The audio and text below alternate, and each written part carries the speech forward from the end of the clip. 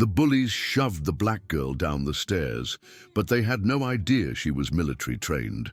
The old basketball hoop behind Lincoln Academy stood as a monument to better days, its net long since torn away by weather and neglect.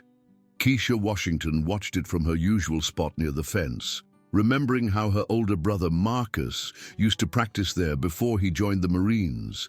That was 3 years ago, back when their family still lived in the old neighborhood, before gentrification pushed them to the outskirts, where Lincoln Academy was the only school that would take mid-year transfers.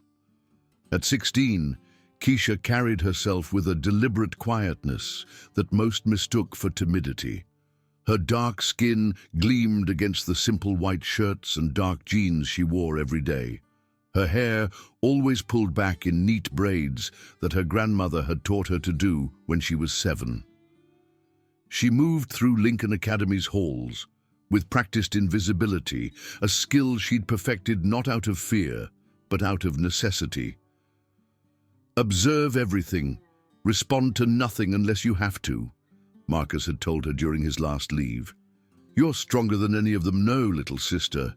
But strength isn't about showing off. It's about knowing when to use it." Those words echoed in her mind every morning as she walked past the groups of students who barely noticed her existence. Lincoln Academy was nothing like their old school in the city. Here, the hallways were wider, the lockers newer, and the student body overwhelmingly white. Keisha was one of only a handful of black students in the entire school, a fact that everyone pretended not to notice while making sure she never forgot it. The trouble started with Madison Fletcher, whose father owned half the commercial real estate in town. Madison stood tall and athletic, her blonde hair always perfectly straightened, her designer clothes carefully chosen to display both wealth and superiority. She traveled with a pack that included Connor Reed, whose broad shoulders came from years of private lacrosse camps, and Brittany Chen, who had perfected the art of model minority performance while wielding her proximity to whiteness like a weapon. "Excuse me," Madison had said the first time she deliberately blocked Keisha's path to her locker. The word "excuse" dripped with sarcasm, her blue eyes scanning Keisha from head to toe. "I don't think I've seen you around here before. Are you lost? The public school is on the other side of town." Keisha had simply stepped around her, retrieved her books, and walked away without a word. But Madison's eyes had followed her, and in that moment, Keisha became a target. The microaggressions came first, subtle enough to maintain plausible deniability. Comments about her hair when she wore it natural one day, questions about whether she could afford the school lunch or was on assistance. Brittany's helpful suggestions about skin-lightening creams that would help her glow. Connor's jokes about how she must be good at basketball, even though Keisha had never touched a ball in her life. "It's called resilience training," her mother had said when Keisha mentioned the comments one evening. Dr. Anita Washington worked double shifts at the county hospital, her medical degree from Howard barely acknowledged by colleagues who assumed she was a diversity hire. "They want to see if they can break you. Don't give them the satisfaction." But the incidents escalated as they always do when bullies sense they can act with impunity. Books knocked from her hands with mumbled non-apologies. Her locker accidentally painted over during a school improvement project, forcing her to carry everything in her backpack. The school security guard following her through the halls, just to make sure she belonged there. The teachers saw everything and did nothing. Mr. Davidson, the history teacher, even seemed to encourage it, calling on Keisha only when discussing slavery or the civil rights movement, as if she was the designated spokesperson for all black experiences. When she gave nuanced, historically accurate answers that challenged his simplistic narratives, he marked her down for not following the curriculum. Only Ms. Martinez, the Spanish teacher who had fought her own battles to be taken seriously, seemed to notice Keisha's situation. She kept Keisha after class one day, her brown eyes full of understanding. "Mija, I know what you're going through," she said softly. But you have to document everything. Write it down, save the emails, take pictures, build your case." "For what?" Keisha asked. "So they can say I'm being too sensitive? That I'm playing the race card?" Ms. Martinez had no answer for that. The breaking point came on a Thursday in April. Keisha was walking down the main staircase, her backpack heavy with textbooks for her AP classes that everyone seemed surprised she was taking. She felt the push before she saw who did it, a hard shove between her shoulder blades that sent her tumbling down 15 concrete steps. The world spun as she fell, her body automatically tucking and rolling the way Marcus had taught her during their training sessions in the backyard. She hit the landing hard but controlled, her shoulder taking the impact instead of her head. Still, pain shot through her body as she came to rest against the wall. When she looked up, Madison stood at the top of the stairs with Connor and Brittany, their laughter echoing in the suddenly quiet hallway. "Oh my God!" Madison called down, her voice full of mock concern. "Someone should really report these dangerous conditions. People could get hurt, especially people who don't know how to watch where they're going." A crowd had gathered, phones out, recording everything. Keisha could hear the whispers, the nervous laughter, the complete absence of anyone asking if she was okay. Blood ran from a split in her lip, and her shoulder screamed with every movement. "Someone call the nurse," a voice said, but it was more about liability than concern. Keisha stood slowly, gathering her scattered belongings while the crowd watched like she was some sort of performance art. Her hands didn't shake, even as rage built in her chest like a living thing. She looked up at Madison, their eyes meeting across the distance, and something in Keisha's expression made the blonde girl's smile falter. That night, Keisha sat in her room, staring at the bruises already forming on her dark skin. Purple and blue bloomed across her shoulder like poisonous flowers. Her mother was at the hospital, another double shift. Another night of proving herself twice as good to be considered half as worthy. Keisha opened her closet and pushed aside the carefully neutral clothes she'd been wearing, trying to blend in, trying not to be seen as aggressive or threatening. At the back, she found the box Marcus had left for her. Inside were his old training gloves, some photos from their sessions, and a letter. "If you're reading this," the letter said in Marcus's careful handwriting, "it means someone pushed you too far. Remember what I taught you, but more importantly, remember who you are. You're not just my sister, you're the descendant of people who survived the unsurvivable. We don't start fights, but we damn sure finish them. Be smart, be strategic, and above all, be proud of who you are. Don't let anyone make you feel less than, but also remember that the best revenge is excellence, and sometimes the greatest victory is making them see you as human." Keisha folded the letter carefully and put it back. Then she pulled out clothes she'd hidden away, clothes that fit properly, that showed the athletic build she'd inherited from generations of laborers and fighters. A fitted black t-shirt, dark jeans that moved with her, and the boots Marcus had given her before he deployed. The next morning, Keisha Washington walked into Lincoln Academy transformed. Not into someone different, but into who she'd always been. Her braids were styled in an intricate pattern her grandmother had called a crown. Her clothes fit her body instead of hiding it. Her walk had changed from careful steps to purposeful strides. The hallway seemed to part before her. Students who had never noticed her suddenly couldn't look away. She could feel the shift in energy, the recalculation of social dynamics. Madison noticed immediately. She was holding court by her locker when Keisha walked by, and the conversation stopped mid-sentence. "Well, look who decided to stop dressing like she's homeless," Madison called out, loud enough for everyone to hear. "What's the occasion? Job interview at McDonald's?" For the first time in 8 months, Keisha stopped walking. She turned around slowly, deliberately, and looked Madison directly in the eyes. The hallway held its breath.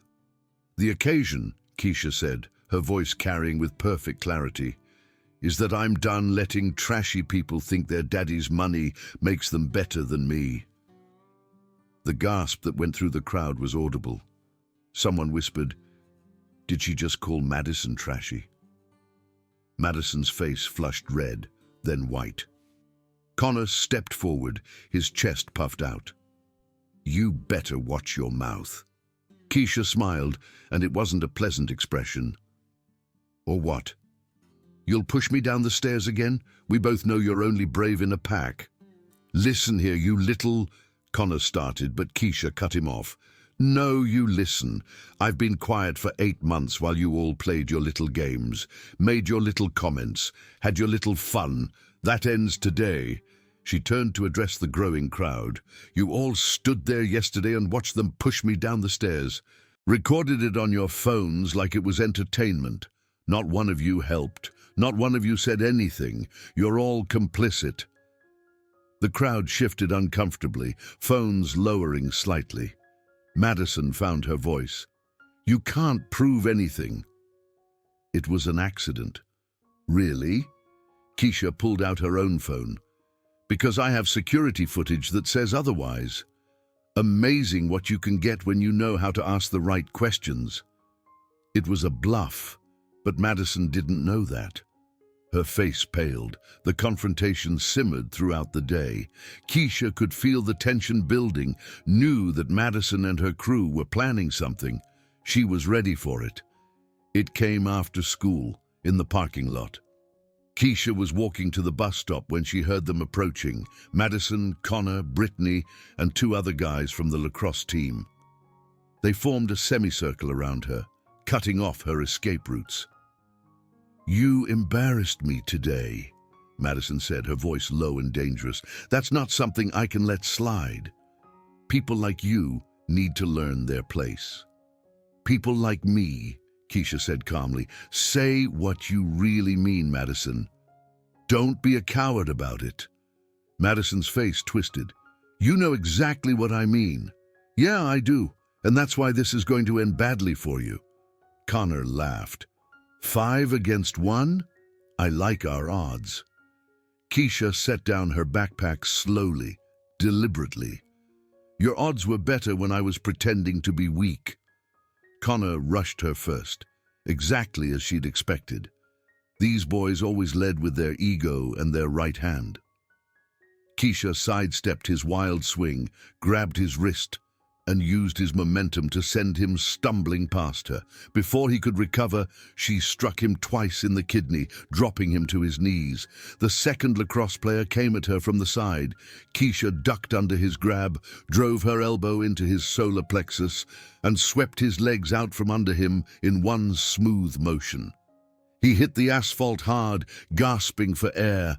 The third boy hesitated, and that hesitation cost him. Keisha didn't wait for him to gather his courage. She closed the distance, delivered a palm strike to his nose that sent him reeling backward, hands covering his face as blood flowed. The entire exchange had taken less than 30 seconds. Madison stood frozen, Brittany beside her, both of them staring at the 3 boys on the ground. A crowd had gathered, phones recording everything. "Still 5 against 1, Keisha said, not even breathing hard. "Want to make it interesting?" Madison's hand went to her phone. "I'm calling the police. You assaulted them." "Go ahead," Keisha said. "Let's talk about who started this. Let's talk about the harassment, the stalking, the assault yesterday. I've got documentation going back months. How do you think that's going to play out? Rich white girl and her friends corner black student in parking lot. After months of documented harassment, that's going to look great in the news." The crowd was growing, and Keisha could hear the murmurs. Some were supportive, others shocked, but everyone was watching Madison now, waiting to see what she would do. Connor struggled to his feet, his face red with pain and embarrassment. "This isn't over." "Yes, it is," Keisha said firmly. "You're going to leave me alone. You're going to leave every black student, every Latino student, every Asian student who doesn't play your games alone. The bullying stops now." "You can't," Madison started. "I can and I will. You pushed me down the stairs. That's assault. I defended myself against 5 attackers. That's self-defense. But more than that, I'm done being your entertainment. I'm done being your proof that you're superior. You're not. You're just scared, small people who need to hurt others to feel big. She picked up her backpack, shouldering it easily, despite the pain in her shoulder. I'll be at school tomorrow and the next day and every day until I graduate. With honors. With scholarships you couldn't get if your daddy donated a building, and every day I'm here is a reminder that you couldn't break me. The crowd parted as she walked through it. Behind her she could hear Connor and the others getting to their feet, Madison's voice sharp with humiliation and rage, but no one followed her. The next few weeks at Lincoln Academy were transformative. The video of the confrontation went viral, not just in school, but across social media. Keisha Stands Up became a trending hashtag. The school administration, terrified of lawsuits and bad publicity, suddenly discovered a zero-tolerance policy for bullying they'd never enforced before. Madison and her crew were suspended for the staircase incident after the security footage mysteriously appeared in the principal's inbox. Connor was kicked off the lacrosse team. Brittany's early admission to Cornell was rescinded when someone sent them a compilation of her racist social media posts. But the real change was in the other students. Kids who had been silent started speaking up. The few other students of color at Lincoln Academy walked taller, sat together at lunch, formed a coalition. Even some white students, ashamed of their complicity, began to examine their own behavior. Ms. Martinez stopped Keisha in the hall one day, tears in her eyes. "You did what I never could," she said. "You stood up." "I did what I had to," Keisha replied, "but it shouldn't have come to this." 3 weeks after the confrontation, Madison approached Keisha alone. She looked different, diminished somehow, her designer clothes unable to hide the uncertainty in her posture. "Can we talk?" she asked quietly. Keisha studied her for a moment. "Talk." Madison struggled with the words. I wanted to apologize, not because I have to, but because I've been thinking about what you said, about being scared and small." Keisha waited. "My dad, he always told me that we were better than everyone else, that other people were trying to take what was ours. I never questioned it. I never thought about how it felt to be on the other side of that. And now," Madison met her eyes, "now I can't stop thinking about it, about how many people I hurt. About how proud I was of hurting them. I don't know how to fix it."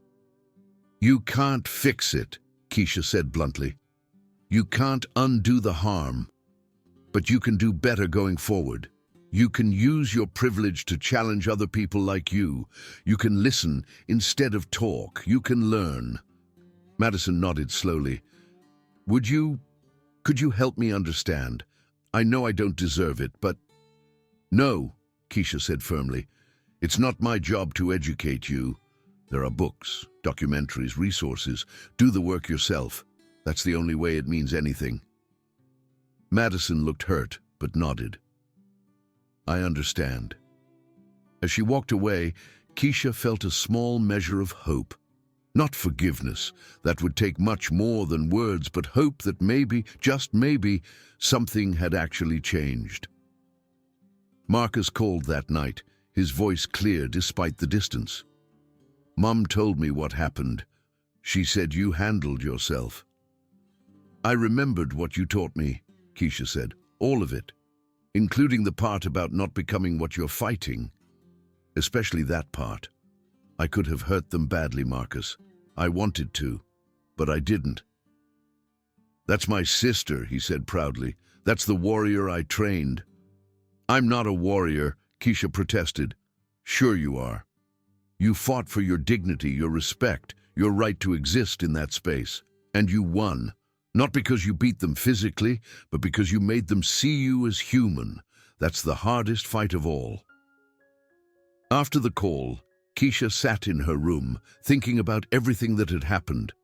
Lincoln Academy was still the same building with the same wide hallways and new lockers, but the atmosphere had changed. There was an awareness now, an acknowledgement that couldn't be taken back. She pulled out her notebook and began to write. Not about the fight or the confrontation, but about what came next, about the Black Student Union she was planning to start, about the diversity and inclusion committee she demanded the school create with actual student representation, about the scholarship fund she wanted to establish for students from her old neighborhood. The fight in the parking lot had been necessary, but it was just the beginning. Real change, lasting change, would take more than one moment of standing up. It would take consistent pressure, organized resistance, and the kind of strength that didn't require physical confrontation. Keisha thought about her ancestors, the ones who had survived slavery, Jim Crow, redlining, mass incarceration. They had fought in ways both seen and unseen, violent and peaceful, loud and quiet. She was part of that continuum, another link in a chain of resistance that stretched back generations and would continue long after she was gone. The next morning, she walked into Lincoln Academy with her head high and her purpose clear. Madison and her crew gave her a wide berth, but Keisha barely noticed them anymore. She had bigger things to focus on. In her AP history class, Mr. Davidson called on her to discuss the civil rights movement. For once, Keisha smiled. The civil rights movement, she began, wasn't just about Dr. King and peaceful protests. It was about people like Robert F. Williams and the Deacons for Defense and Justice, who understood that sometimes you have to defend yourself. It was about the Black Panthers and their free breakfast programs. It was about economic boycotts and armed self-defense and radical love all working together. Mr. Davidson looked uncomfortable. That's not exactly what the textbook says. No, Keisha agreed. It's not. But that's the problem with the textbook, isn't it? It tells a comfortable story instead of the true one. Just like this school has been telling itself a comfortable story about inclusion while practicing exclusion. The class was silent, everyone waiting to see what would happen. That's enough, Ms. Washington, Mr. Davidson said stiffly. No, Keisha said calmly. It's not nearly enough. But it's a start. She sat down, opened her notebook, and began to write. Around her, she could feel the shift in her classmates, some supportive, others resistant, but all unable to ignore her presence anymore. Change was coming to Lincoln Academy. It would be slow, it would be contested, and it would be incomplete. But it was coming. One confrontation, one conversation, one act of resistance at a time. And Keisha Washington would be there for all of it, standing tall, standing proud, and never again standing alone. Retry